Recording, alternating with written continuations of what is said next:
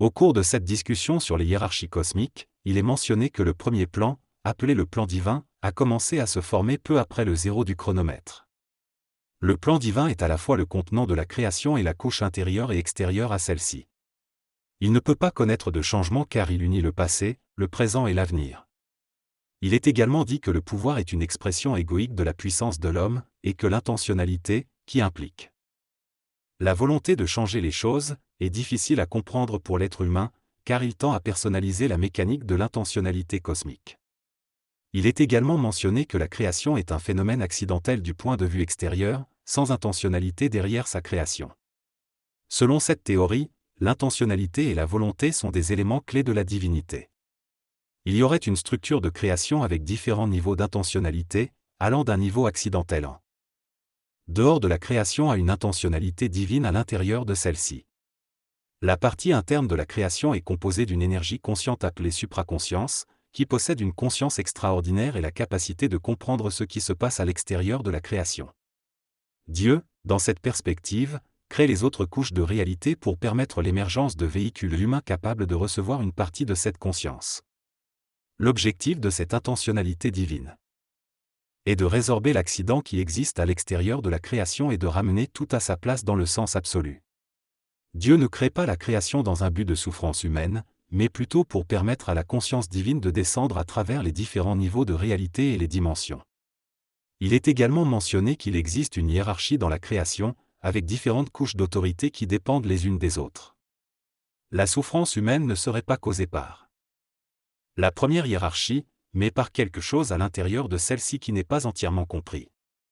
Résumé, le processus de l'homme est composé de différents plans vibratoires. Le plan bouddhique, qui est à l'intérieur du plan créationnel, est lié à l'amour gratuit et à la créativité.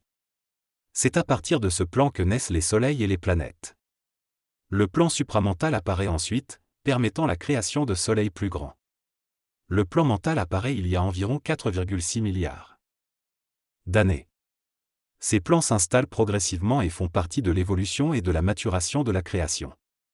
Dans cette discussion, il est mentionné qu'il existe différents plans vibratoires et que certains plans ont une compréhension totale des plans inférieurs, tandis que d'autres n'ont aucune relation avec eux. Il est également évoqué un ajusteur de pensée qui permet à l'homme d'avoir une version déformée du plan d'intentionnalité. Lorsque l'être humain atteint un état de conscience suffisamment centré, il peut accéder à l'extracréationnalité et devenir un transporteur séraphique, qui n'est pas limité par la géométrie spatiale actuelle. On explique ensuite que la formation du plan astral et l'apparition de l'homme sont en cours dans notre galaxie, ainsi que dans d'autres galaxies de manière similaire. On mentionne également que notre galaxie est considérée comme la meilleure, car elle abrite divers peuples et niveaux de développement. Le texte évoque différents aspects de la planète Terre et de l'évolution humaine. Il souligne la diversité des cultures où la femme peut être aussi bien supérieure que soumise à l'homme. Il met en avant la capacité de la planète à abriter des sociétés à la fois écologiques et autorisant la chasse.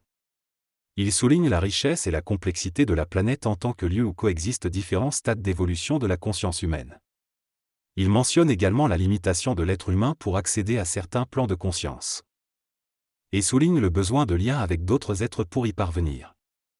Le texte évoque également le processus de christification de Jésus et la création de l'astral humain pendant l'Atlantide. Il mentionne que la présence de l'homme est nécessaire pour faire avancer le plan astral de la planète. Au fur et à mesure de l'organisation des choses sur la planète Terre, des véhicules organiques ont été créés pour s'adapter aux conditions planétaires. Différents mécanismes ont été mis en place pour gérer la cristallisation des continents, la tectonisation des plaques et la dérive des champs magnétiques. Ces mécanismes ont également favorisé l'évolution des animaux et leur sexualisation.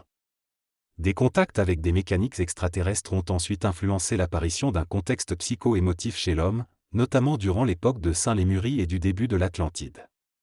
L'humanité a évolué grâce à des mutations génétiques en laboratoire, jusqu'à ce que le véhicule humain se personnifie et devienne l'homme.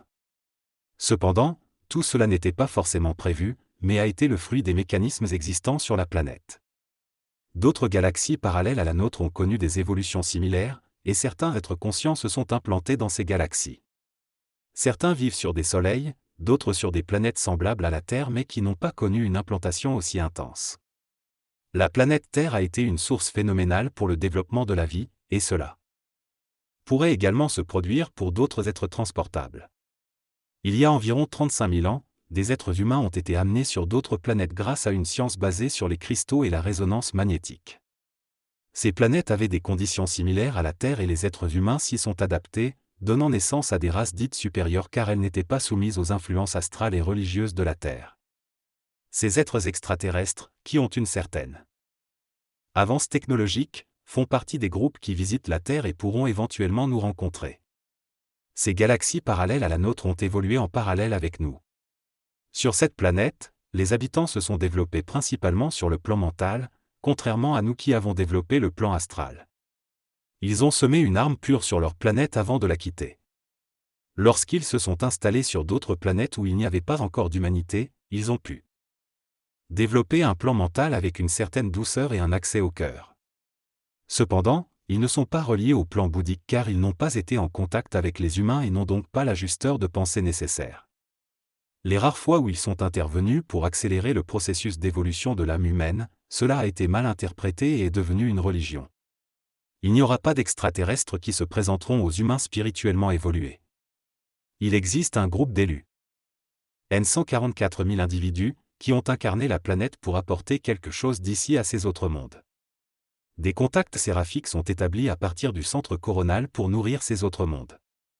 Si les humains travaillent sur leur conscience et restent centrés en eux-mêmes, ils peuvent contribuer à cette évolution.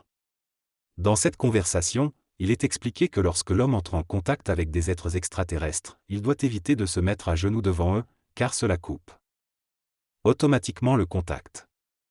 L'ego de l'homme peut cependant chercher à rétablir le contact en se reconnectant dans l'astral et en s'illusionnant d'être toujours en contact. Il est mentionné qu'un groupe de 1600 individus autochtones a quitté la planète Terre il y a un certain temps, mais il s'avère qu'ils ont été enlevés par des intraterrestres et conduits sous terre. On précise que lors de cet enlèvement, des parties du sol, des arbres et des roches ont été emportées avec eux. On fait un parallèle avec l'histoire de l'arche de Noé, mais on souligne que les intraterrestres ont travaillé sur le contexte planétaire et sur la génétique pour créer un nouvel environnement pour ce groupe enlevé. Les intraterrestres, au fil du temps, ont souhaité interagir avec les humains. Ils ont donc commencé à travailler génétiquement avec eux, se faisant parfois passer pour des divinités.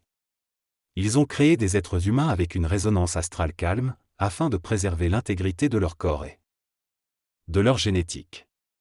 Pour protéger ces créatures, il a été nécessaire de soustraire leur mécanique astrale des agressions extérieures. Ainsi, les intraterrestres ont récupéré leurs créations et les ont placées dans 2 arches, afin de préserver leur laboratoire génétique lorsque la Terre était encore en transformation. L'une des arches s'est retrouvée en terre de feu et l'autre en Turquie. Il est important de noter que l'arche de Noé dont il est question dans la Bible n'est pas un enlèvement intraterrestre, mais une interprétation chrétienne d'un événement astral. L'énergie terrestre, lorsqu'elle se dirige vers d'autres, peut avoir une saveur particulière, mais il est crucial de comprendre qu'il s'agit d'une atmosphère énergétique et non de faisceaux descendants. Finalement, les atmosphères énergétiques existent toujours et peuvent intoxiquer les individus si elles sont inhalées de manière inappropriée, de la même manière que l'oxygène et les gaz toxiques dans l'air physique. La discussion porte sur les squads d'intervention des évoluateurs qui se sont volontairement déplacés sur d'autres planètes. Il est expliqué que ces individus ont été sélectionnés en raison de leur capacité à supporter les chocs psychologiques liés à ces nouvelles découvertes. Les corps physiques de ces personnes étaient élytiques et génétiquement évolués. Cela leur a permis de s'adapter au stress psychologique et physiologique auquel ils ont été confrontés lors de leur voyage vers les au monde. Les planètes peuplées par ces individus ont connu une évolution technologique rapide mais également des guerres destructrices. Certaines planètes ont été anéanties, tandis que d'autres ont survécu mais sont incapables de comprendre la notion de guerre. Certains individus étaient sexués, d'autres non et certains étaient stériles. On estime qu'il y a environ 10 milliards d'êtres humains dans la planète la plus peuplée en dehors de la Terre. La Terre est considérée comme un laboratoire cosmique où se déroulent de nombreux contacts et échanges d'informations entre galaxies et super-univers.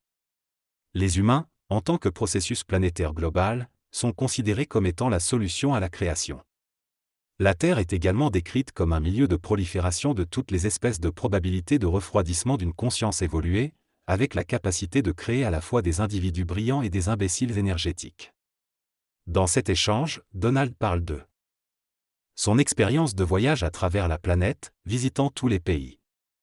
Il mentionne des choses phénoménales et choquantes qui se passent sur Terre, comme des jeunes qui se pendent pendant qu'ils se masturbent pour augmenter leur plaisir. Il évoque aussi la drogue et les personnes qui cherchent à frôler la mort pour ensuite revenir à la vie.